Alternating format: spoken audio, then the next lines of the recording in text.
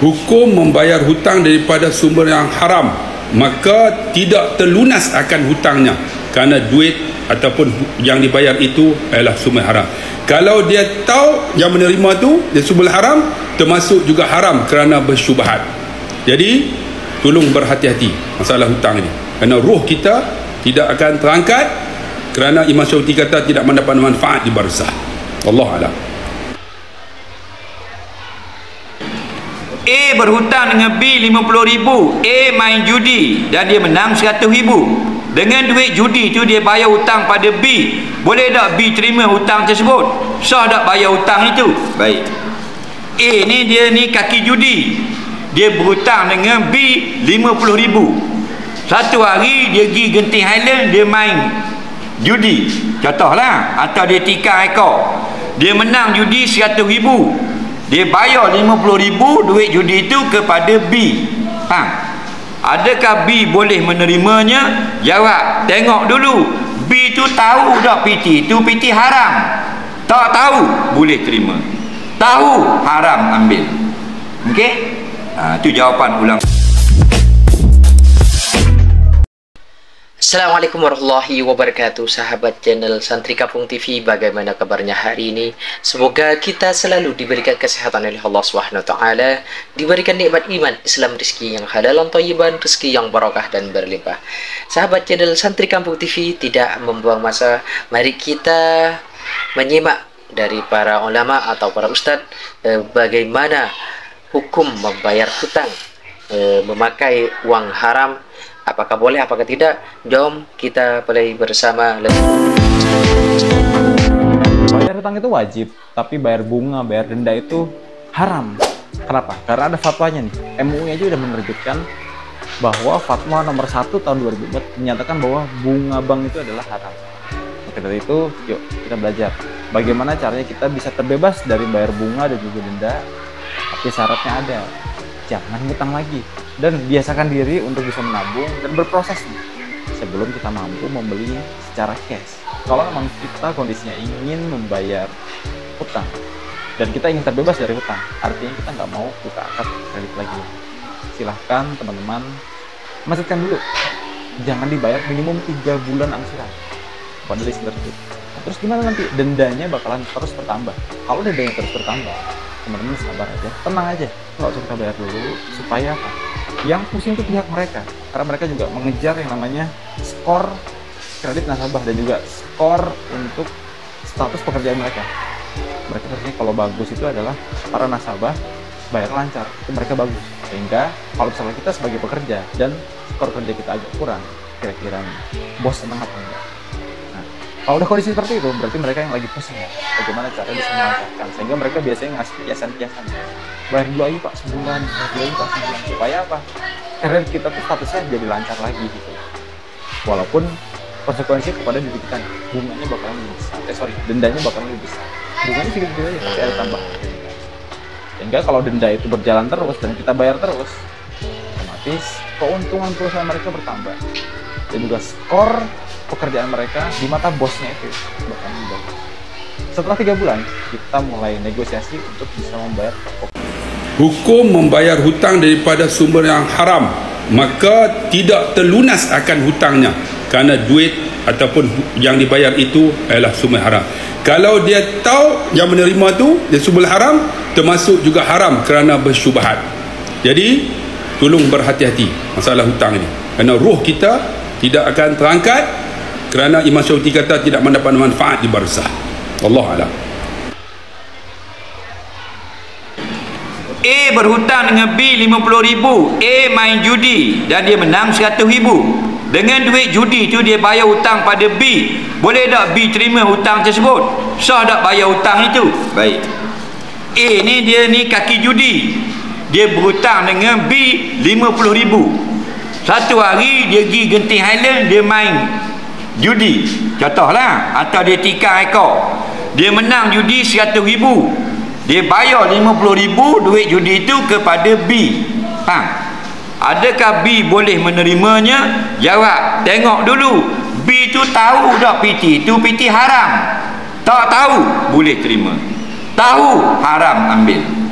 Okey? Itu jawapan ulama-ulama. Yang kata dimaafkan tu bila kita tidak tahu. Orang judi tak kabur piti judi. Dia kata ni piti bayar hutang itu 1,000. Faham? Kita terima kasih lah. Terima kasih lah. Maka kita tidak bersalah. Okey. Yang dilarang ambil, yang diharamkan ambil ialah kita tahu duit nak bayar hutang tu duit haram. Faham? Kenapa? Kerana bila dibenarkan bayar dengan benda haram, habis orang pakat buat benda haram lagi, cari harta berjudi. Ada orang kata boleh bayar dengan piti judi, mai kita main judi ramai-ramai. Faham? Kalau nak agak piti kerja payah nak bayar hutang. Jadi hukumnya kalaulah kita tahu duit itu duit haram, haram terima. Kalau kita tak tahu duit itu duit haram, tidak haram menerimanya kerana tidak tahu itu dimaafkan syarak. Soalan seterusnya, macam satu orang dia kena judi, lepas tu dia dapat judi 100,000, dia main-main pum dia bagi kita 50,000. Apa ni? Tu aku hutang hang tak bayar hari tu. Weh lah hang duit banyak apa? Kita minggu lepas kena judi. Kena judi. Boleh ambil duit tu? Boleh lah. Judi dia kena 50,000, duit dia hutang kita dengan dia. Hutang dia wajib bayar. Judi hang jawab kepada Allah Ta'ala. Aku bukan ambil duit judi, aku ambil duit hutang. Kalau tidak, tuan-tuan tak boleh buka kedai makan. Setiap kali orang nak bayar, bagi tahu dulu duit mana. Jadi orang berhabang, dah makan dah kena RM200. Duit mana? Ni duit haram. Makan free je. Terima kasih ya.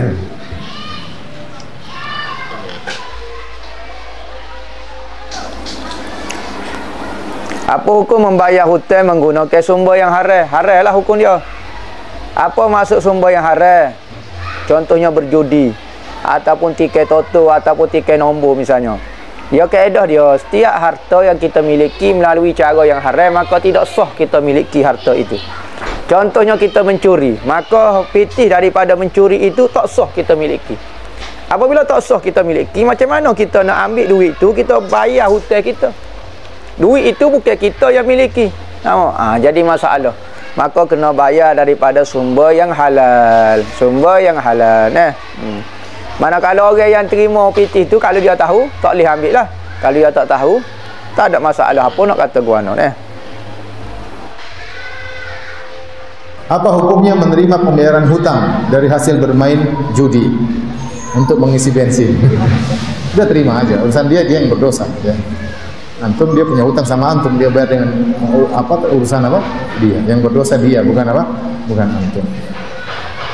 Beda kalau halnya dia membayar dengan uang curian yang antum tahu itu hasil curian. Maka antum bilang kembalikan. Jadi masalah uang haram ada dua model. Ada uang haram yang itu dihasilkan karena ridho. Contoh judi, sama-sama ridho, sama-sama memang ridho untuk main judi. Contoh uang haram dihasilkan karena zina. Yang berzina juga ridho bayar pezinanya, paham? Contohnya seperti itu. Contohnya uang haram hasil main musik. Yang nonton konser bayar, ya, dia ridho. Maka uang tersebut tidak perlu dikembalikan kepada orang-orang yang bayar. Beda dengan hasilnya uang haram hasil nyolong, hasil ngerampok. Maka ini uang tersebut harus dikembalikan kepada apa? Pemiliknya. Jadi kalau kasusnya judi, dia bayar, biarin aja. Dosa urusan apa? Urusan dia. Kalau ada orang punya utang motor sama antum, itu dia curi motor orang, bayar utang sama antum gimana? Antum bilang jangan, kembalikan apa? Itu motor curiannya. Tidak boleh.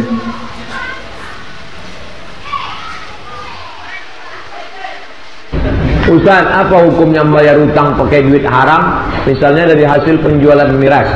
Bapak pinjam duit saya, Ustaz Somad pinjam duit 1 juta. Iya. Ketika bapak bayar duit ke saya tak perlu tanya duitnya dari mana. Apakah jual babi, apakah pakai tuyul, apakah pakai mbak yul, apakah pakai setan.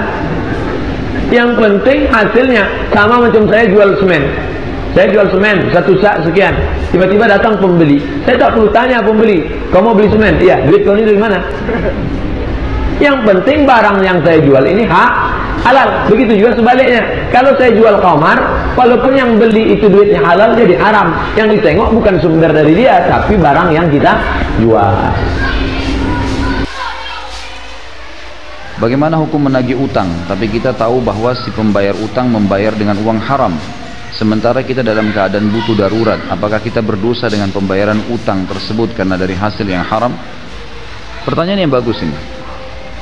Kalau misalnya orang terlilit utang, orang itu terlilit utang, dia mau bayar sama kita, dia nggak ada uang. Ada orang lain memberikan kepada dia uang, tapi dia ada sumber haram. Contoh sumber haram dari bunga bank, riba. Ini sumber haram. Sumber haram ini ada dua macam. Ada sumber haram yang sifatnya kalau dikeluarkan oleh pemiliknya dia tidak pakai, seperti orang punya bunga bank, dikeluarin sama dia. Maka uang itu pindah kepada tangan yang lain sudah tidak haram. Seperti misal diberikan kepada fakir miskin yang butuh sekali, rumahnya mau rubuh, dihitung sebagai fasilitas umum, ya. Karena uang yang tadinya riba itu sebenarnya waktu ditarik dia tidak pakai untuk diri sendiri, sudah menjadi hukum umum, kembali kepada hukum asal yang mengeluarkan tidak dapat pahala. Dan kalau dia pakai fasilitas umum bisa, seperti WC umum, rumah untuk orang-orang yang susah gitu kan. Atau ada orang terlilit utang betul-betul, dia akan berbahaya kalau enggak, susah sekali hidup, memang tidak ada sumbernya. Ini pendapat ulama masih membolehkan. Tapi kalau sumber haram itu ya, bukan kayak riba tadi, misal dari hasil curian, korupsi, ini nggak boleh, mutlak tidak boleh. Satu-satunya pintu tadi yang dibolehkan adalah kalau uang itu adalah uang bunga bank, riba. Uang bunga bank ini fatwa ulama sekarang sudah mengeluarkan boleh untuk fasilitas umum, termasuk membantu orang yang terlilit utang besar yang dia sudah tidak mampu lagi lepas dari itu. Untuk lebih jelas antum bisa ketik di Google hukum menggunakan bunga bank. Nanti antum akan baca banyak fatwa ulama di situ, ya. Maka akan sangat jelas di situ, agar jangan sampai nanti ada yang menganggap ini adalah pendapat saya pribadi.